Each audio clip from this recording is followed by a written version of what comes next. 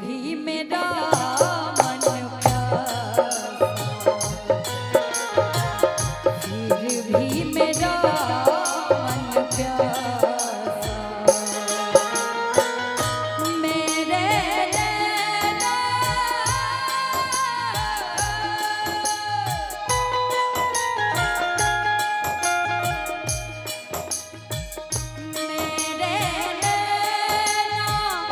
सावन भादो, मेरे सावन भादो, फिर भी मेरा मन प्यासा, फिर भी मेरा मन प्यासा, फिर भी मेरा मन प्यासा।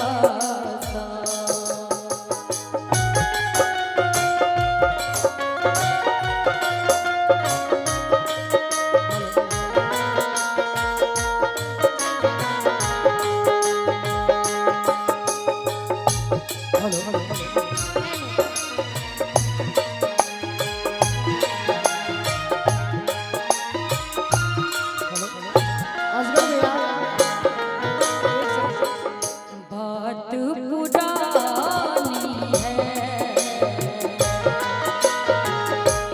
एक कहानी है,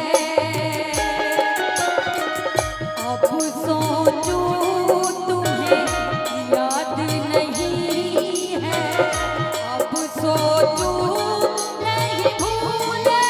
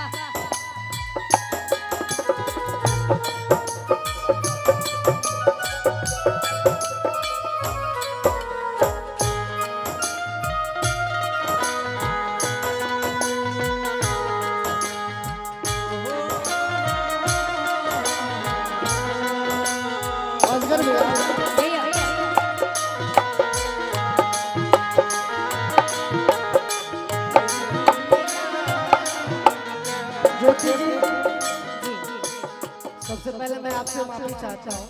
नहीं कोई नहीं, लेकिन मैं एक कलाकार हूँ तो राग भी नहीं नहीं, जानता। बिल्कुल, ये जो राग है, हाँ।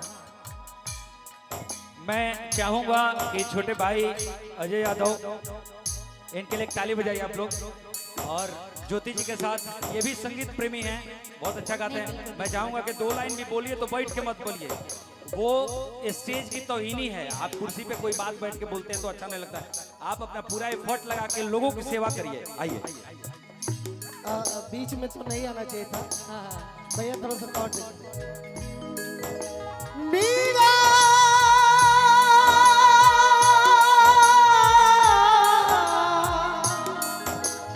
मीरा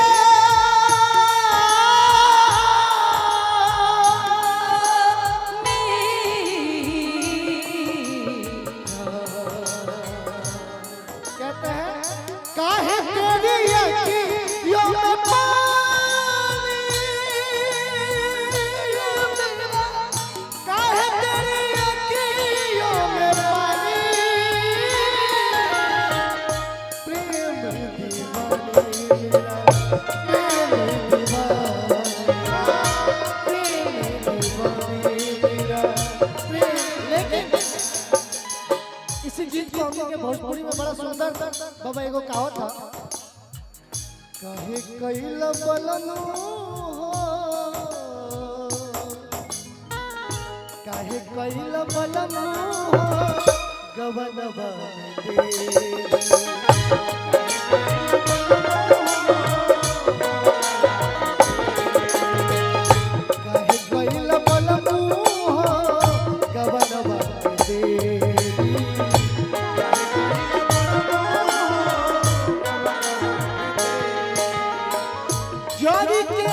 यारावा जड़ के यारावा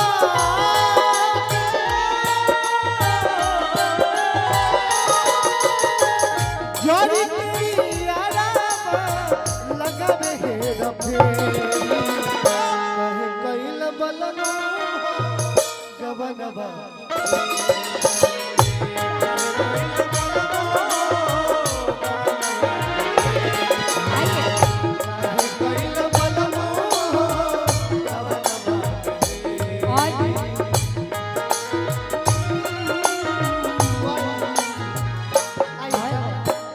बरसों बीत गए हमको मिले बिछड़े बिजुली बनकर गगन में चमके बीते समय की रेखा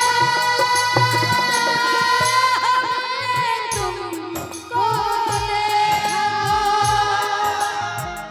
रुत आए रुत जाए देखकर रुत आए रुत जाए देखकर झूठा एक दिलासा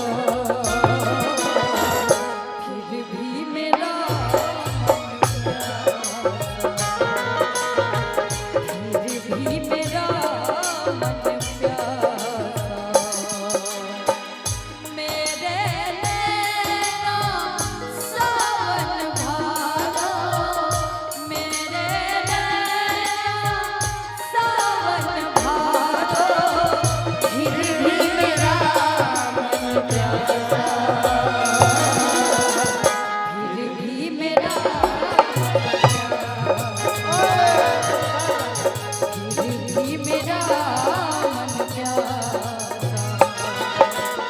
माई जी आप बड़ा प्यारा हिंदी गाती हैं और मैं आपको सुनता भी हूँ लेकिन यही बात है हमने के छपरा जिला के लड़का आप भोजपुरी अंदाज में कहीं अजीत भैया तो कैसे कहेगा कसर मालू का घबरालू कसर मालू का घबरालू सबको दिखा के साथ फेरे लिए कि का शर्मालू का घबरालू कि सबको दिखा के मैंने अरे साथ फेरे लिए बोलो भाई कि रब ने बनाया तुझे मेरे लिए मेरे लिए रब ने बनाया तुझे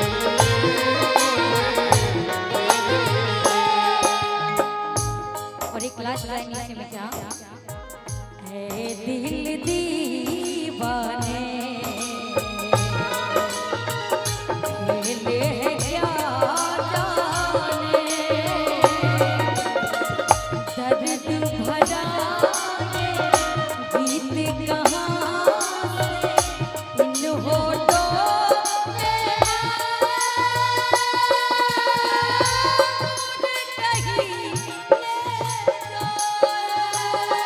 भूल गया तू हम नहीं भूले भूल गया तू हम नहीं भूले मुझको याद जरा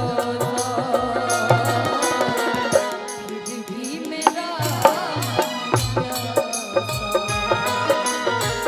फिर भी मेरा मन प्यासा असगर भैया दीवाना बना के सपना देखा के दीवाना बना के सपना